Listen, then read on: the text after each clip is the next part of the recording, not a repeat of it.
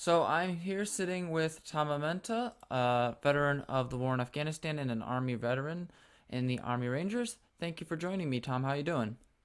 Doing good, buddy. Thanks for having me. It's my pleasure. So I just thought I'd start off pretty simple rather than just jumping into everything, because Lord knows that can get a bit overwhelming. So I wanted to talk about how you started off ending up joining the military. I know looking into your history through your website and through some of your interviews, you joined when you were 18 against your Mhm. family's wishes as well, according to the website that you had.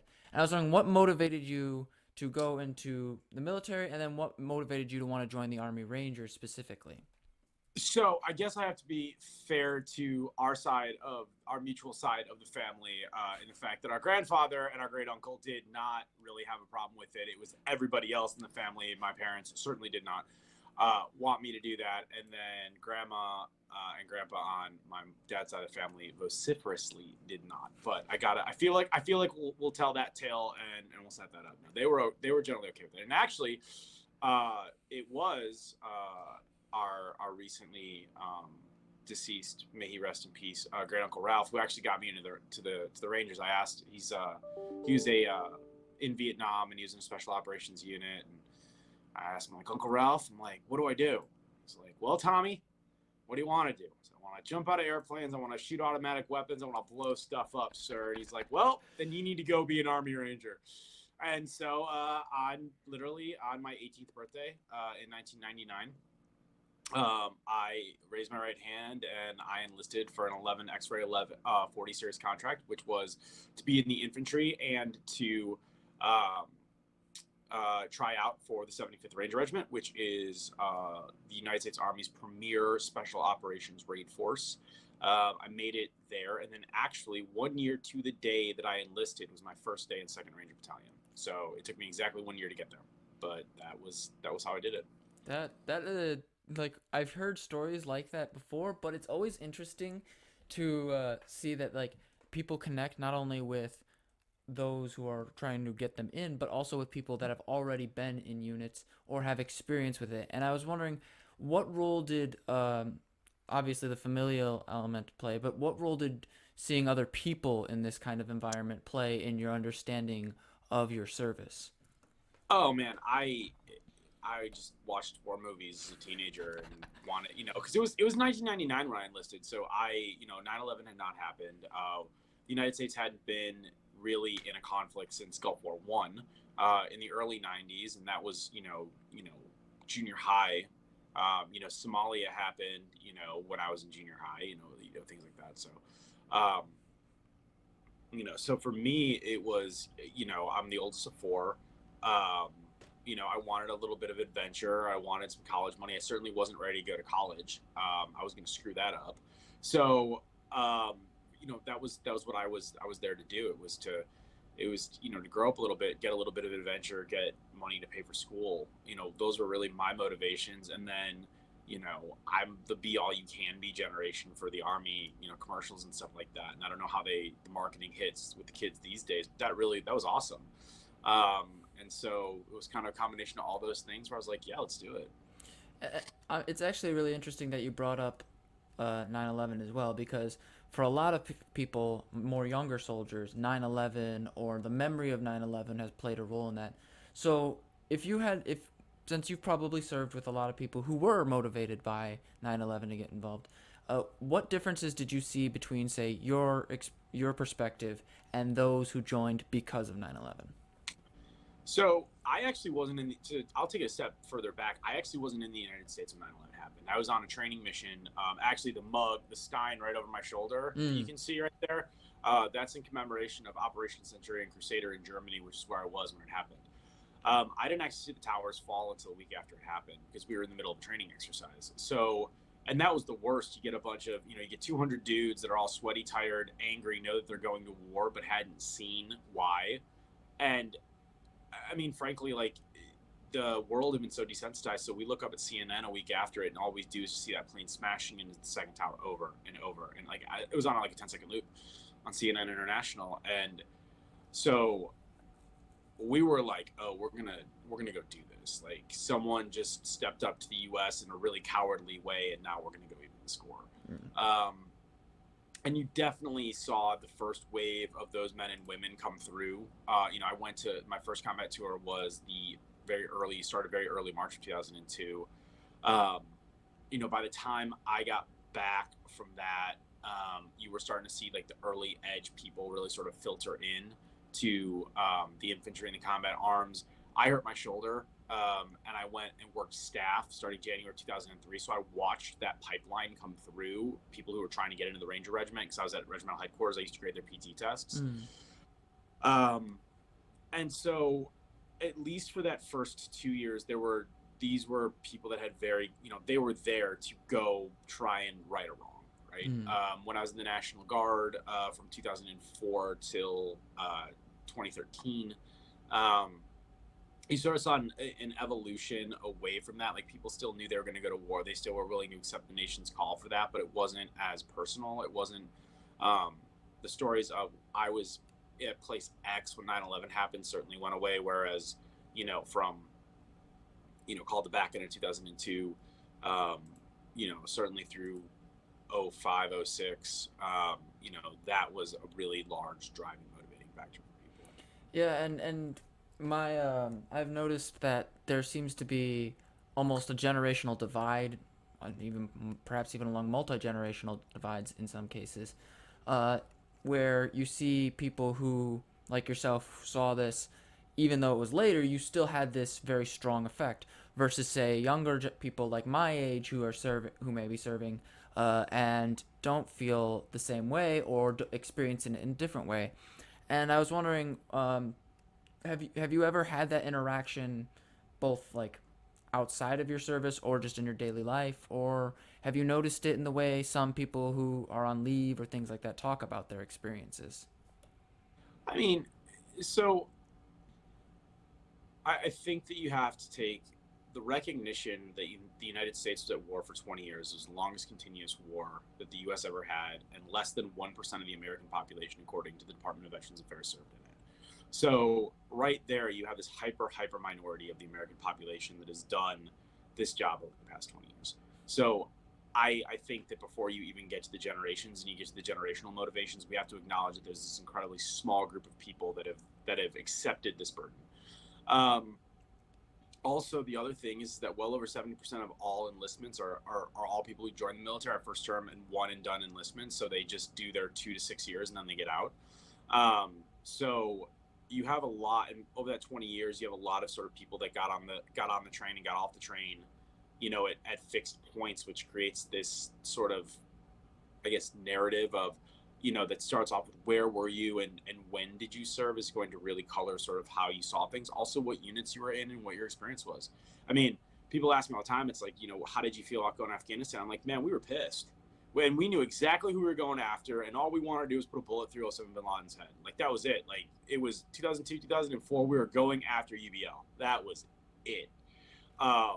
In Afghanistan, I never went to Iraq, so I didn't have to deal with that. But then you have people that just went to Iraq, and it's like, well, how do you rectify that? How do you do some of those things? So I think that there's a lot more nuance than just age that goes into it. I would say that people that enlisted and signed up after May 4th, 2011, which is when Osama bin Laden was killed, I would say that as a trend, there's definitely more of a question of why did we go overseas? Like, what was the purpose for things that we were doing? Because that tied into the wind down of the Iraqi surge meets the spin up of the Afghan surge.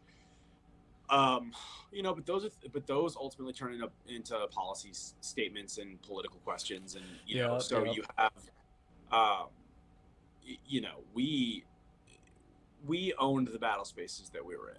That was a consistent thing. Like, if we decided that we were going to go shoot it out with someone or we were going to go take that over, that wasn't a problem the entire 20 years. But the politics of it, the what are we going to do, the how we're going to try, are we going to,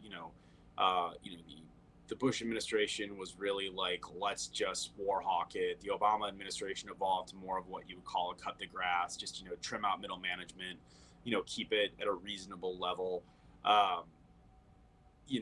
Meets nation building. The Trump administration was very more war hawk, and like, you saw it in ISIS. It's like, we're going to just absolutely kill them all. And if a bunch of Russian contractors get in the way along the way, well, they can come get it too, right? The Biden administration is the worst of all of them because they have no plan, or they had no plan, or at least certainly never calculated for the worst case scenario, which, you know, is problematic. But I mean, for 20 years, like all four administrations had serious problems with what they were trying to do, and I think that is um, that makes it different. But specific to this, to the service member experience, I mean, if you were combat arms, you went over there. Um, we really didn't have the same problems. Like we were go take that objective, and we consistently, routinely did.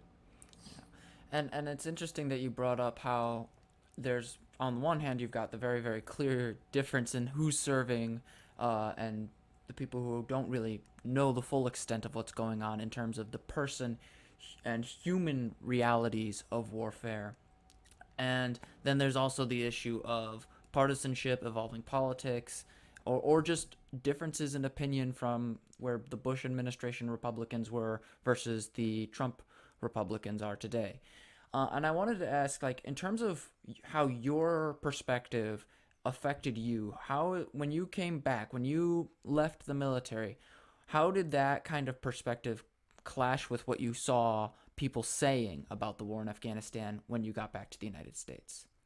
Well, I mean, so I got my degree in political science and focus on international relationships in the Middle and Near East. So I was, I can talk about this as an academic just as easily as I can talk about it as a former soldier. And I keep up on it. So when and you've got to remember, I'm old. I turned 40 this year. So when I went to school in 2004, everyone was talking about it. And for me, it was like, well, there was a one point that I got into a very, very public disagreement that by the end of it, the professor was screaming at me in a survey class because he was trying to draw this broad comparison about Iraq and Afghanistan. I'm like, you're wrong. You're taking two entirely different conflicts and putting them together, and you're completely incorrect. And he, that literally got me sent to the dean's office, and then his advisor ended up having me do a special project instead of his class, because I literally, like, I shouldn't have handled it the way that I did, but I mopped the floor with him. I'm like, at one point I called him an idiot. I'm like, you're trying to say that Iraq with Sunni majorities that don't have the tribal identities and have all the oil money are the same thing as an Afghan culture that is inherently based on tribal regions, that you have no understanding of the difference between the Tajiks, the Uzbeks, the Pashto, and I'm like, you're just an idiot. I saying nothing of the Pakistani influence, and he didn't like that. So Yeah. So I mean, that was me in college, right? That was just me. I was way more war hawk at that time, mostly because we hadn't gotten Bin Laden yet. I didn't want to hear it. My opinion on Iraq has always been much more conflicted.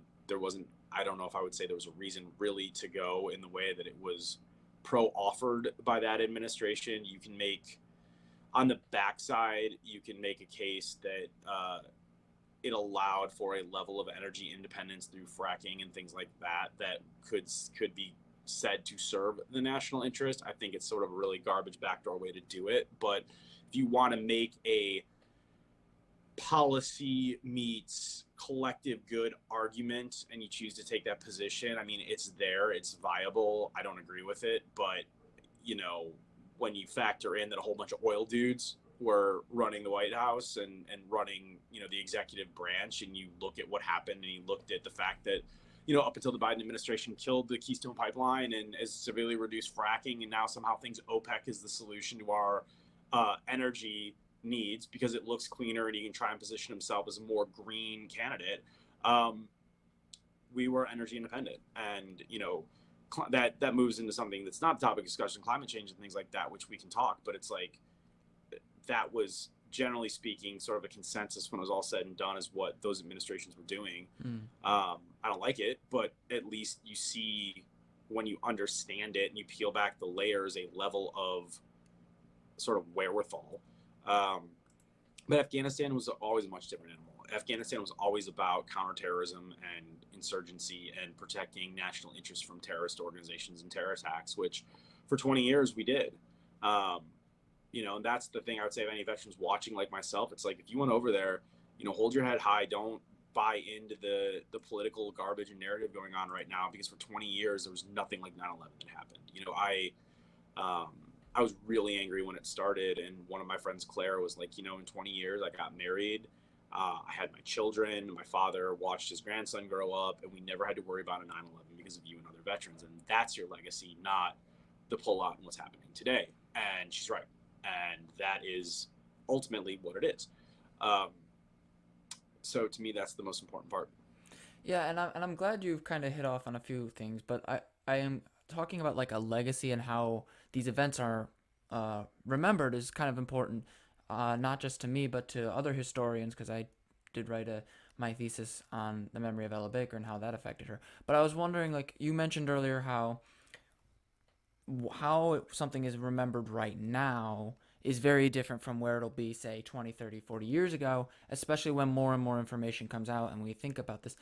If you had to guess where you think Americans will see Afghanistan in terms of how they view it, how the war itself, and the people involved in it, how do you think that will be perceived, and how do you think the relationship that you and your fellow soldiers had with the people there will also be perceived?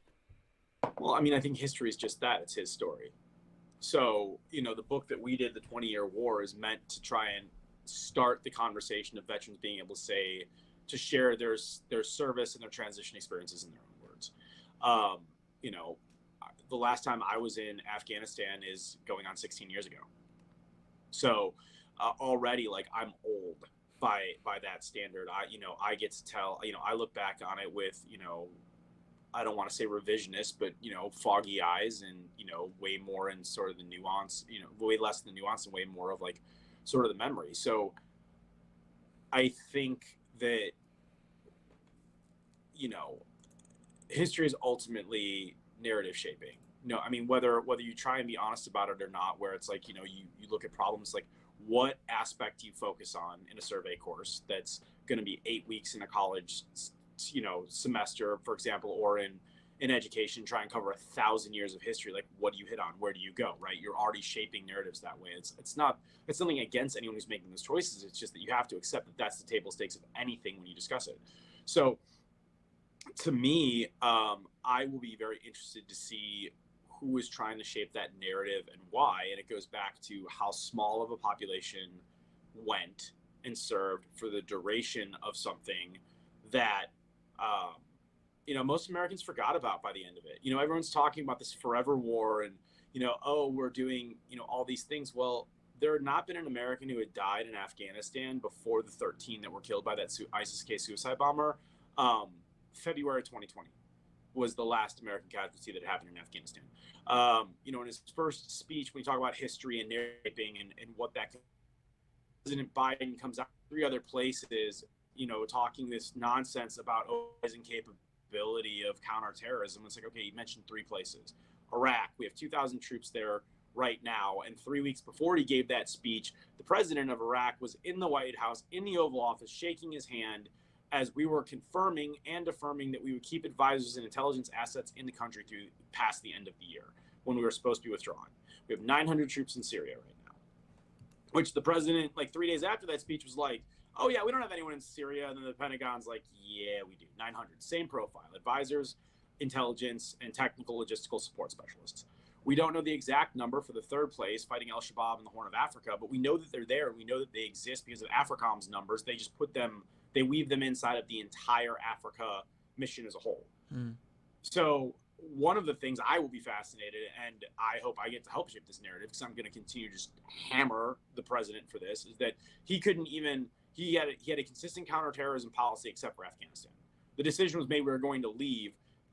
Frankly, at this point, I mean, for what? For the day? Because it was going to be 20 years? Because it was because somehow that time standard upset him. Like, there's never been a good example of this administration. I'll be fascinated to see how that comes out from people doing the research and getting the interviews and all these other things. And I really hope it's not Bob Woodward trying to write another hatchet job book like he just did, and putting Miley in the hot water that he did. I mean, all respect to his All the King's Men turn, but he certainly is not that guy anymore. Again, those are the things that are still there and that are still at play. And I think that it's going to be who shapes those narratives, and who gets control of it, and who gets access, and who writes it, right? And and in this increasingly fragmented, short tweet, social media era, I think there's a level of how nuanced that discourse will be, and I think that will be a pretty fascinating thing to watch. And I'm glad you brought up like how we have all these different perspectives, narratives, ways we think about these kinds of things, especially when you may even have entirely new methods of analyzing history. I mean, for the longest time, the orthodox tradition of interpretation for the Cold War was highly triumphant, highly nationalistic, and somewhat jingoistic, while ignoring all the facets of things that later revisionists ended up pointing out, and then the post-revisionists created some balance on that. But with regards to the distinctions between, like, say, the Biden administration and the Trump administration and how they were handling Afghanistan, I was wondering what was your opinion on, say, the Trump administration's approach to this? Because on the one hand, you have the Biden administration, which was trying to meet this deadline. Oh, stop. I hate that. You're the third person I've cut off with this. You want to know what? Here's the problem with that. And this is what drives me so absolutely rip shit about this entire narrative construction if we're talking about history. First, let's start here. The Trump deal was dumb. It was completely and totally stupid. It would be like trying to solve the problems of Middle Eastern peace and only talking to the Palestinians. Okay, let's table stakes this. That was one of the dumbest ideas and one of the dumbest deals in history. And I know people that were talking to the Taliban at that time. Okay, no one thought it was a good idea. But here's the rub to it, and here's why I have no time for this administration's narrative, where Blinken, the Secretary of State himself, gets up there and says, we inherited a deadline, not a plan. Bullshit. Let's say you didn't have a plan. Cool story, bro. You're now in charge. Okay? A leader is responsible for what an organization does or fails to accomplish. Period. That is the definition of leadership. And so, with this continuing evolution of this narrative and this push, and since we're talking about history, what he's trying to get the history books to represent is patently false. He was in the Oval. He had the opportunity to change that deal at absolutely any time that he wanted to. And instead, he's going to try and to blame the idiot, which before him. Now, look, I've got plenty of smoke for the previous administration, and I'd be happy to tell you how much I didn't like what they did. But it's abhorrent, and it's, in my mind, unforgivable to your solution to a problem to blame the other guy when you were in complete control and had absolutely 100% ability to change everything. And he chose not to. That's the fact. He chose not to. He decided he wanted to leave. He literally left Bagram Airfield with General Miller in the middle of the night. All right, Middle of the night. No coordination with Afghans, completely hung him out to dry, gave him no logistical support whatsoever. So, look, we'll figure it out eventually. More of that will come out, and that's fine. But this whole narrative that's emerging, and this whole notion, I will absolutely speak truth to power and immediately call bullshit to about a deadline. No. You're in charge, my guy. You are the leader of the United States, the leader of the free world. It took 36 hours. 36 hours for him to talk to Boris Johnson over in the UK, our most powerful ally in all of this. It took him roughly the same thing to talk to the president of Canada and the prime minister of Canada and Justin Trudeau. Okay, like this narrative of deadlines and all this other stuff is garbage. He made a decision. He didn't include our allies, and then he tried to blame the previous administration. We had complete autonomy and complete authority to change it. Like, I don't want to hear it. Like, I've said this on CNN. I've said this all over the world, literally. Like, forget it. It's garbage. It's a crap. It is a bad talking point that I don't know why people keep pushing, because he had all the power in the world to change it. He's trying to change the tax structure right now through Congress, right? From 26 to 29.5%. And everyone's like, oh, great, we need that. But he can't change a deadline? That he doesn't need Congress to do that. He can just say he's doing it.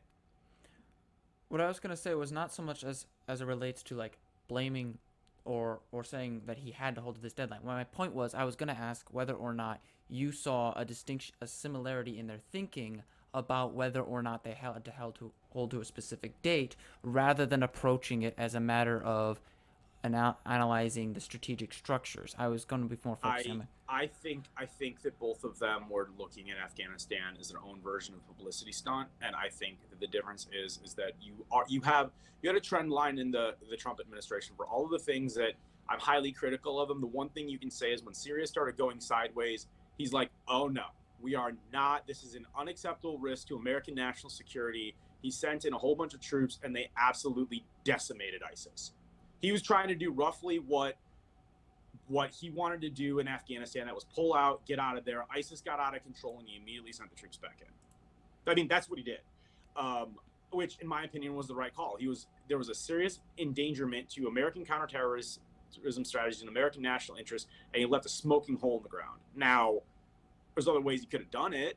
You know, if you want to have a nuance of counterterrorism or insurgency strategy, things like that. I mean, like, hey, let's have the conversation. But he realized he had the humility, which is an incredibly ironic thing to say about Trump. But he did have the humility to go, I made a mistake, and I am not going to make a bigger mistake. And that's something that the Biden administration to date has not shown. Okay. I mean, right now, the Interior Ministry of Afghanistan is Sarjar Haqqani. Do you know who Sarjar Haqqani is? I had his name on here, but I was gonna actually ask you a little more to explain that background if you'd like to. Sarjar Haqqani was considered high value target number one right after Osama bin Laden died, because he was the head of the Haqqani Network. The Haqqani Network is a known terrorist organization, narco-terrorisms. They are logistics specialists primarily for opium, working in the tribal region of Pakistan, which is semi-autonomous. Okay, they were the largest danger to American forces in the west, east. Or I'm sorry, not the west, not the west, the east, northeast, and central Afghanistan. He still might. I'd be actually interested to find out. I don't know for sure. I haven't found out from my friends there. But at the time of his elevation to the number 3 post in Afghanistan, he had a $10 million bounty on his head from the United States as the leader of this network. His uncle, who is equally a bad dude, who actually started a literal massive fight in the presidential palace in Kabul with Mullah Badr, who was the deputy minister, the number 2 in the organization over what really won the battle, their diplomacy in Doha, or more the Haqqani militants, is the minister of refugees, which is hilarious. That fight got so out of hand that Badr and the more negotiation, diplomacy-minded people fled to Kandahar, which is historically the Taliban stronghold. So, like, these are the guys that are running the country. Like, and that's the other thing about this, is that we've empowered, but our actions have directly empowered terrorists. ISIS or Al Qaeda and their remnants has come out and publicly said that they believe they will be back to full strength in the national or international press, forget national, in 1 to 2 years. So when it comes, and that's why it just bothers me when it comes to this deadline and it comes like this blame on the previous administration. No, dude, you had the opportunity to change these things. You elected not to, and your constant narrative attempt to shape and reshape history is, oh, it was the other guy's fault, completely ignoring that you had the power to change it. And I'm just not here for it. And I understand your frustration with that. I'm not trying to make any blame on that. I'm not saying you are. I'm just saying that, you know, we're talking about things in the context of history, right? Yeah, and history is really just that, his story, right? And if the story and the narrative that's being shaped is, oh, well, it was the other guy, it completely avoids and divorces itself from the reality of what the current administration could have chosen to do and elected not to. Okay, then that is an action, and there's always a reaction to an action, and the reaction to that is known terrorists in prominent government positions in the current Taliban administration. It has led to extortion rackets in order for American passport holders to take off. It is further, through their series of decisions, led to Americans being left behind, which violates the absolute core tenet and basic tenet of governance. The basic tenet of governance is that the government will take care of its people. And we have failed as a nation to do that for hundreds of Americans. And I'm not even subsecting their annoying language of Americans who want to leave, which is a whole other conversation that they're being disingenuous at best about. And I say this as someone who's working with the Afghan evac and Digital Dunkirk to get people out of Afghanistan. So I've got plenty of firsthand stories of people that were considering not leaving Afghanistan, and it had nothing to do with their desire to stay. It had everything to do with the family members they were worried they would have to leave behind. Which is hyper disingenuous in my opinion. But let's keep this to a historical perspective that you want to. And the fact is that we couldn't even fill our core basic tenet of governance and take care of all of our people. And we still have it. There's still hundreds of Americans that are stuck in Afghanistan right now that we're either going to have to bribe the Taliban, pay money to terrorists, or, some people that are still there are going to have to smuggle them out. I mean, I'm not talking about SIV visas holders anymore. I'm not talking about SIV applicants or green cards. I'm talking about actual passported American citizens. That's abhorrent. That's a failure of epic proportion. That I'm not talking about anyone but American citizens, and that just is incredibly frustrating when you watch what happened and you listen to narratives like, oh, it was the other guy's fault. No, it wasn't. It's your fault. And It's your fault. You're in charge. and that's the thing that I think comes with a lot of this foreign policy as it relates to the executive branch's control. A lot of times that political game comes up, like you mentioned earlier, where multiple administrations over a period of time have this perspective where they think, here's my goal, here's what I'm going to do, and in many cases they don't look at the ground level things that you are mentioning right here. And considering now that a lot of those people are still there, and considering that even for those people who were airlifted out a couple weeks ago, my bad.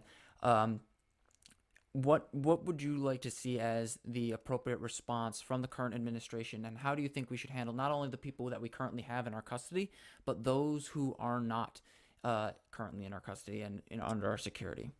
So define in our custody. And So I like understand. basically those who are either in on who were in our airships or airplanes that were taken out of Afghanistan and are currently working their way through the system, either through our allies in Germany or in the UK, or something like that, or versus say somebody who has been gotten to a location that is secured by the United States.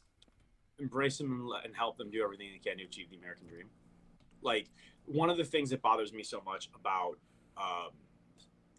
that is that when everyone is asking who are these people, they're our friend. They're my friends. Okay, they're friends of people that I worked with. These are people that saved American lives. These are people that sweat with us, bled with us, cried with us, and it's their families. So there is probably a very small percentage of people that might have snuck through, and in which case the administration seems to have just pushed them through, which is a whole other thing. But check them, confirm them. If you're not 100% sure, if they don't have the paperwork or which, because we told some people at times, burn your paperwork, and you need to biometric them or whatever, like, take your time, get them there. But the overwhelming majority of these people, they just want a better life. They just don't want to die. So, I mean, I say welcome to the United States, welcome to the American dream. You're not going to find a more motivated group of people to succeed because they've got a second chance on life. Um, for everyone who's still stuck in Afghanistan, we are now in a position where if we want to exert influence there, we are going to have to do it by force. And in order to do that by force, it means we need to reestablish military presence there, which would mean basically going all the way back to Objective Rhino in 2001, jumping in and starting to, do things like that. Man, like, or pay a whole bunch of extortion money to the Taliban to get these people out, which, by the way, is not going to happen in Panjshir Valley. They're already getting shot, which, yeah, they're absolutely killing people in the Panjshir. If they find people with American or international phone numbers and things like, or specific types of documents, they're killing them. They are selling women into marriages, which is really just sex slavery. Like, all the things that you've heard about before, they're cutting people's hands off. Like, the Taliban's doing what the Taliban did 20 years ago. Okay, like, I don't want to hear about this kind of nicer Taliban. It's not bearing itself out, period. Like, and I've heard the audio files and I've seen the videos. Okay, like, they're not. But in order to influence and affect that, we'd have to go back. Is that worth it? I genuinely don't know. I think that the net upshot is, despite Biden's hubristic, I'm not going to commit a fifth president, there's going to be a terror attack that's going to come out of that country, and it will absolutely rise to the level of us having to go back. And you've got to also go to this horrific policy decision where he identified 4 major areas of our counterterrorism strategy, and 3 of them have troops in them, and the one that doesn't, Afghanistan, is the one that we just left. He had to almost quadruple the number of troops there just to get the 124,000 people that we got out. Like, it's a policy failure. And in order to re-affect and re-engage in that, it would require the humility to admit that it was a foreign policy failure. And I see no designs or intention from this administration to do that, complete with the fact that he's now allowing private NGOs and government contractors, if they can get into Afghanistan, to operate with State Department blessing. He announced that last week. So, I mean, I don't know. I think that you have to sort of let this shake out and let it see what it really is going to be for a little while. I mean, having a battlefield pause is an intelligent thing, especially with the way that this has gone down. But anyone who thinks that this gets solved by anything other than military force at scale is kidding themselves. Like the Taliban, at what point is the Taliban going to put the people in the government that they did, going to fight the way that they fight, are going to kill the people the way they kill, are going to create the rules that they've already created and stated for the world, where we don't believe them? I mean, it's just where we're headed. It's not Tom Amenta's opinion. That's just what they're telling us they're going to do, and that's what they keep telling us that they're going to do. I remember distinctly when there were reporters when they still hadn't fully taken the Kabul capital. There was a reporter that actually tried to interview one of these fighters, these Al Qaeda terrorists, and she started asking them, would women be allowed to return to their jobs? Would women be allowed to partake in society? Yep. And the first thing they did was laugh. Right. And I mean, like that's the thing I do sometimes wonder about how we respond to this, because on the one hand, a lot of Americans, myself included, have had difficulty answering the question, why were so many of our people there for 20 years? But at the same time, there's a certain disconnect between people like me and people like you who have seen like the brutal hand of it. Of Well, I think that there's a disconnect, and I think that this is, when you talk about history and you talk about narrative shaping, one of the things that just floors me is, how long have we been in Germany? How long have we been in Korea? How long have we been in Okinawa, Japan? Right? we've been there for a Because long time.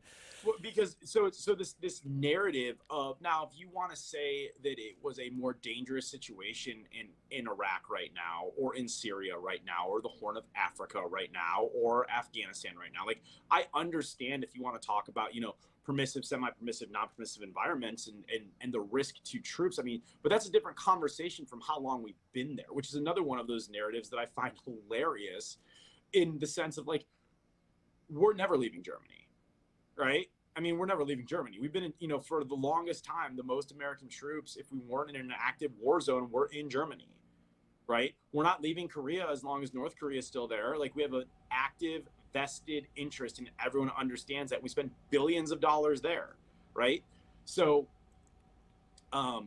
this concept of Americans being in specific spaces, or in harm's way, or why are we there? Like, we have established a policy of that consistently. Like, we're still doing it. So, um, it fascinates me. Like, why? Because one's a nation state and we're worried about Russia, so we're cool with it. But because we don't know who the bad guy is in a counterterror cell, like, it makes us more hesitant. Is it because of the recency bias? Because everyone grew up with people in Mm. Germany at this point, like, hey, that's cool, or Korea, or I don't know. But this whole notion of, oh, well, we're exhibiting this space and we've been there for 20 years. Like, we've been in uh, we've been in Germany now since 1940, like 41. I'm sorry. Come on, man. Like, that to me is where you start seeing some of this breakdown. Mm. Yeah, we've been there for 60 years. Come on. Yeah. And I think that is kind of what I'm trying to get at here, is that I think there's a lot of singular perspectives in so much, and like, this is the issue we have to focus on. This is the problem that we got to deal with. And this is the perspective that you have to take, especially in a lot of online political commentary, news, and things like that. And there's very little large scale considerations in comparison to many of the countries you brought up yourself. Um, I'm just gonna have one last question for you, since I may be having some technical difficulties. So sorry if we have to cut this short. Um, but if there was one thing you'd like to advise to people who want to talk about these things a little more, want to be able to try to analyze it from a more nuanced perspective, what would your advice be to them? And how would you like to see people examine conflicts like this in the future? Oh man. So I think one of the things that I would encourage everyone to do is start reading the Soviet War College assessment when they went to Afghanistan, called "The Bear Went Over the Mountain." Um, because one of the things that's very fair is that we did not learn a lot of lessons that we should have from the Russians. I had that book in my rucksack in 2002. I think that you've got to be able to speak intelligently to who the Taliban are, and be able to separate their perversion of Islam from the religion, and understand um, how complicated on some levels that country's politics are. You need to be able to understand the tribal ideologies of, you know, um, some of the major players and why that causes, because it's so different from American politics, and if you don't understand that, you're not going to understand that country. I think that you also need to understand what the geography is, and why, we're not going to crucify, or really crush the Pakistani ISI for airstrikes into Panjshir, and understand the complexity to it. I think that, Steve Cole's Ghost Soldiers, which I believe was released in 2002, is another book that still kind of holds up. And then read long form. Don't read whatever CNN or Fox or MSNBC is putting. Like, find long form content that's from the Atlantic or the New Yorker, through the past 20 years to read about it, and read some of the individuals who have been there's stories, because I think that at the end of the day, that's going to give you a better perspective of it, and understand that it was always a very complicated situation. And if you don't understand the complexity of what the situation you're facing on the ground, some of this is just never going to make sense. So that's where I would start. And just, I mean, there's a lot of there's a lot of nuance, and there's a lot of, especially if you really wanted to do the work and juxtapose it against Iraq, you start seeing really quickly how they're very, very different conflicts. One was very, very rooted in economics, world economics, power plays for oil and energy and things like that, and how once we sort of figured out how to make those drivers really work, Iraq changed quickly, and how we never quite got Afghanistan right, in large part because we never really understood the culture. And I think that if you want to get a handle on it, that's where you got to start. All right, well, thank you very much for joining me. You're always welcome back on the show. I really appreciate your perspective, and I'm so glad I had this conversation with you. Yeah. Well, thanks for having me, buddy. I appreciate it. No problem. Take care, man. Thank you very much for watching. If you enjoyed it, please give it a like and share it around. I'd also like to thank Tom Amenta for coming on the show, despite the difficult topic at hand, and for his work overseas. Also, my video on the Lost Cause will be coming out soon, but it is taking me some time due to some unforeseen information beyond the UDC and their contributions to the myth. Thanks again for watching, and have a nice day.